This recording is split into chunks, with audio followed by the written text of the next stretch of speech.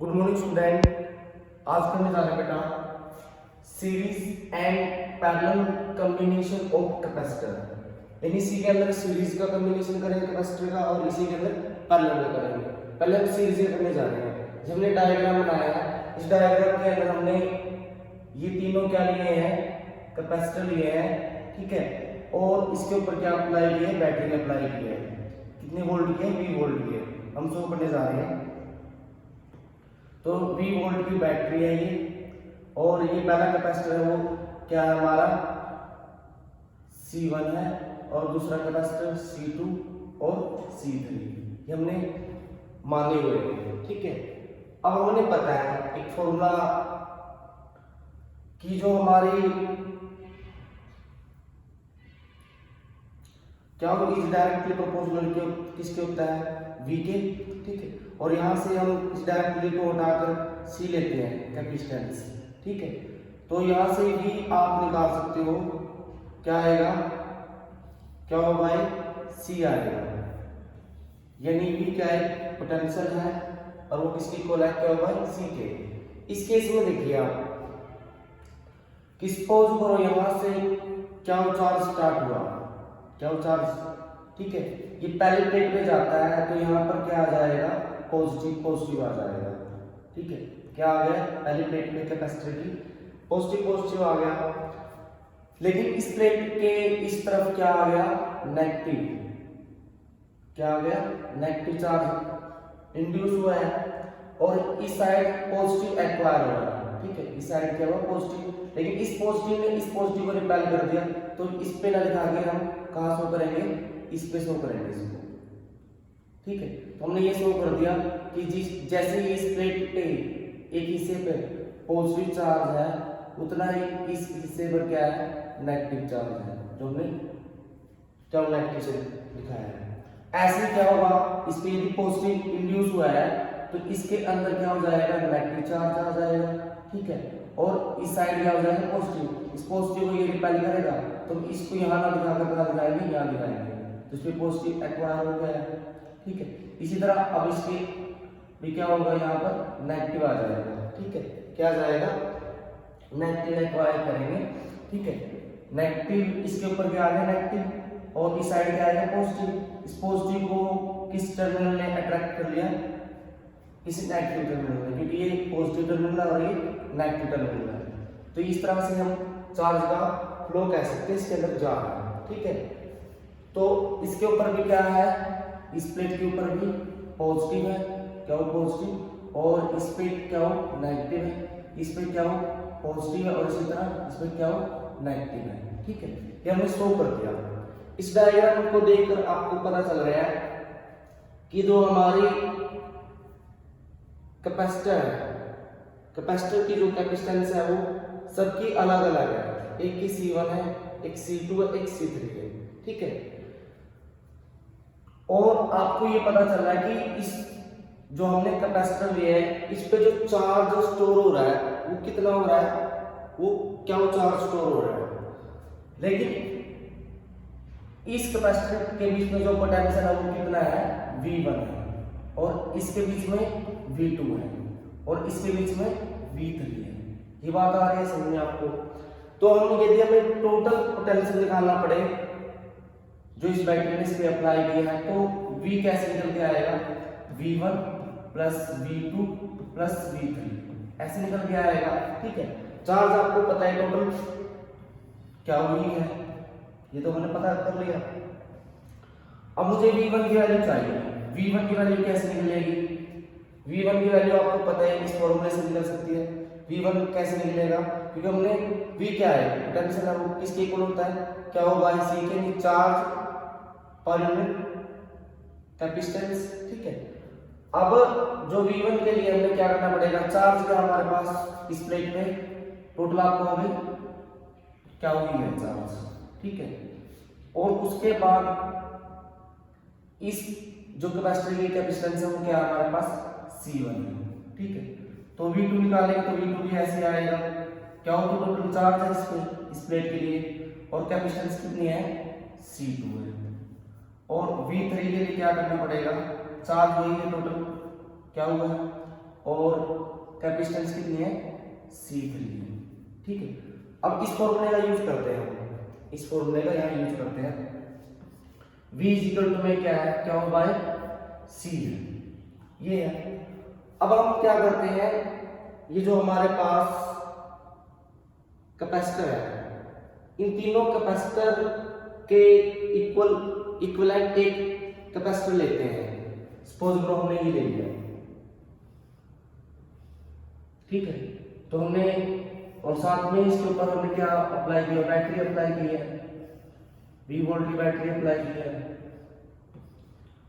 और जो हमने इसकी कैपेसिटेंस मानी है वो सीरीज के लिए है, तो हम क्या मानेंगे, इसको CS मान लेंगे, ताकि हमने क्योंकि अब सीरीज के अंदर अरेंजमेंट कर रहे हैं। ये बात आ रही है समझ में आपको। और आपको पता है कि इन तीनों प्लेटों पे ओवरऑल जो चार्ज है कितना, टोटल चार्ज क्या हुई है, ठीक है। तो इस फॉर्मूले को हम ऐसे भी लिख सकते हैं कि हमारा जो पोटेंशियल है जो इस बैटरी ने इन प्लेटों पे लगाया है वो V है, चार्ज कितना है, क्या हुआ है, और जो हमने इन तीनों की जो कैपेसिटेंस है वो इक्विवेलेंट इसके मान ली CS की, ताकि हम इसको निकाल सकते हैं। अब हम इस पे वैल्यू रख देंगे V की वैल्यू क्या आएगी, V1 V2 V3, तो यहाँ पर रखेंगे तो आपको बातें समझ में आ जाएगी। हमने V किसके इक्वल है, V1 V2 V3, तो यहाँ पर रखेंगे तो आपको क्या इस साइड रखेंगे, क्या हो बटे C1, पहले V1 पे रखी, फिर V2 रखोगे आप क्या हो C2, और फिर हमारे पास क्या हो C3, और किसके इक्वल है, क्या हो बाय C, ये क्या है कैपेसिटेंस इन सीरीज। आपको पता है कि क्या यदि कॉमन लोगे तो आप यहाँ से क्या कट जाएगा, तो आपके पास जो सीरीज के लिए जो फॉर्मूला आएगा वो क्या आएगा, 1/C1 1/C2 और 1/C3 आ जाएगा। ये फॉर्मूला किसके लिए आएगा, जब आप कैपेसिटर को सीरीज में जोड़ते हो, ठीक है। सपोज करो हम C1 की वैल्यू क्या मान लेते हैं 1, और C2 की वैल्यू क्या मान लेते हैं 2, और C3 की वैल्यू क्या मान लेते हैं 3 मान लेते हैं, ठीक है।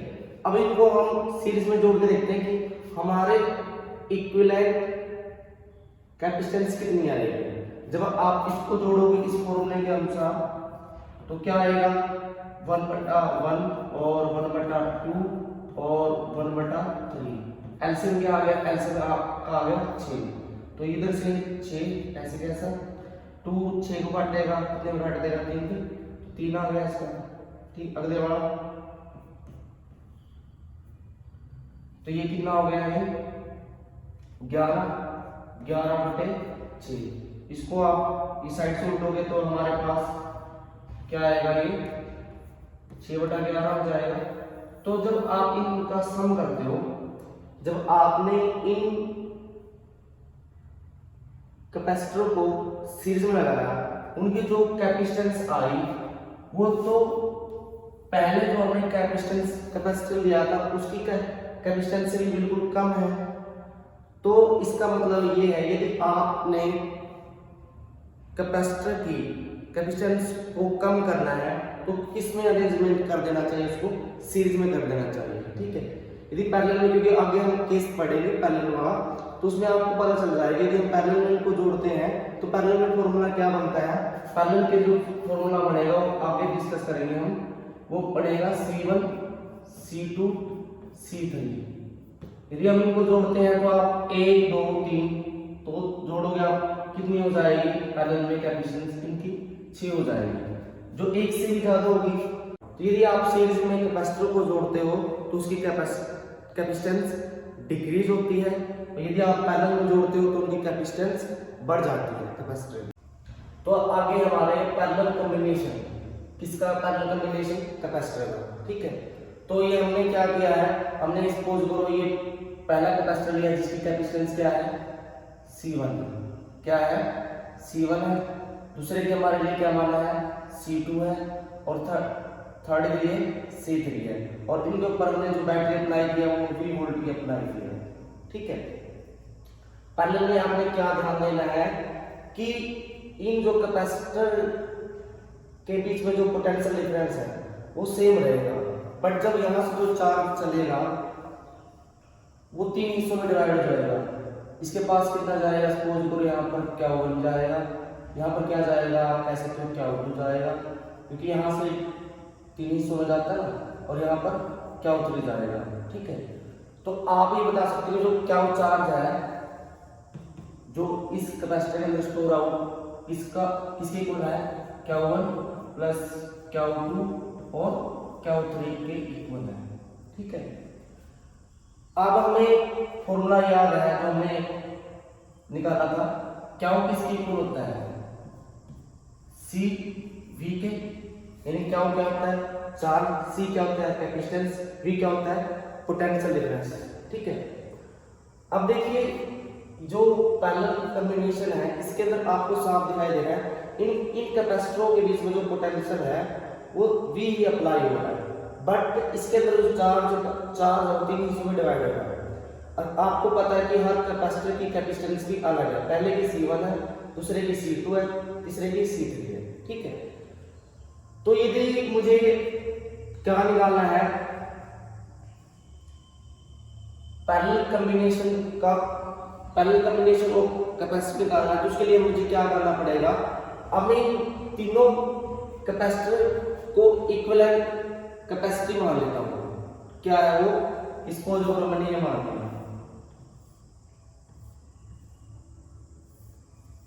हमने इसके ऊपर इक्विवेलेंट कैपेसिटेंस क्या मान लिया, हमने इसकी तीनों कैपेसिटरों की मैंने मान ली इसको सी पी, क्योंकि ये हम कैपेसिटर को किसमें ज्वाइन कर रहे हैं पैरेलल में। अब इसमें जो चार्ज है ओवरऑल चार्ज क्या है इसके ऊपर, तो आप क्या वही चार्ज मानोगे, क्योंकि जो इनपुट है वही आउटपुट में आएगा, इधर भी क्या वो चार्ज आएगा, क्योंकि इनपुट हमने क्या दिया है तो आउटपुट में क्या वही आएगा, और वोल्ट कितने अप्लाई किए, वी अप्लाई किए। ठीक है, तो हम इस फॉर्मूले को क्या लिख सकते हैं, ये फॉर्मूला लिख सकते हैं कि चार्ज टोटल है क्या हो। ठीक है, और जो इक्विवेलेंट कैपेसिटेंस मानी है वो Cp के इक्वल मानी है। Cp मतलब आप कैपेसिटर को इसमें ज्वाइन कर रहे हो या कंबाइन कर रहे हो पैरेलल में। ठीक है, और V यहाँ पर पोटेंशियल है। ठीक है, पोटेंशियल तो सेम है। अब क्या करना है हमने, अब हम क्या वन की वैल्यू निकालेंगे। क्या वन कैसे निकलेगा आपको पता ही है, क्योंकि क्या वन इस फॉर्मूले के अकॉर्डिंग है, चार्ज यदि क्या वन है, ठीक है, तो आपका कैपेसिटेंस क्या है C1 है, और पोटेंशियल आपका सेम ही रहेगा। जब आप क्या को निकालेंगे, जब क्या को चार्ज जा रहा है किसमें जा रहा है, C2 कैपेसिटर में से, यानी कैपेसिटेंस में से जा रहा है, V वहां पर सेम ही है। अब क्या थ्री निकालेंगे तो क्या हो जाएगा C3V। यहां तक बात आ रही समझ में। अब इस फॉर्मूले को हम कहां पुट करेंगे, इस फॉर्मूले में पुट करेंगे। ठीक है, अब क्या के स्थान पर क्या पुट करेंगे, क्या वन प्लस क्या टू क्या थ्री, इसकी वैल्यू ये यहां पर दी हुई है, तो पुट करते देखिए। तो आपको क्या वन के पुट करोगे CV प्लस में C2V और C3V किसके इक्वल है, Cp और V। आपको पता है V तो वैसे बाहर निकाल कर हम इसको काट सकते हैं, ये कट चुका है।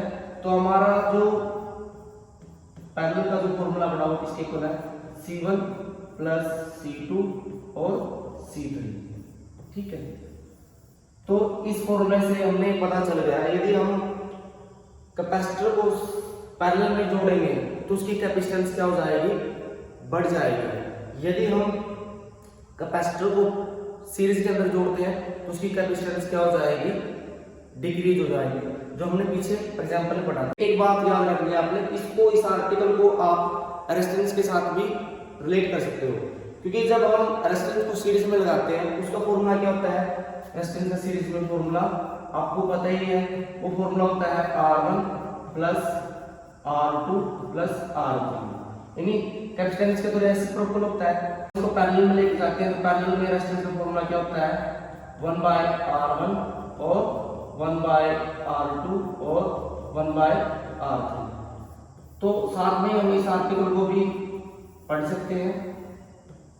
कैपेसिटेंस का फॉर्मूला और रेजिस्टेंस का फॉर्मूला दोनों अपोजिट चलते हैं। ठीक है, आशा करता हूँ आपको वीडियो पसंद आएगी। Thank you.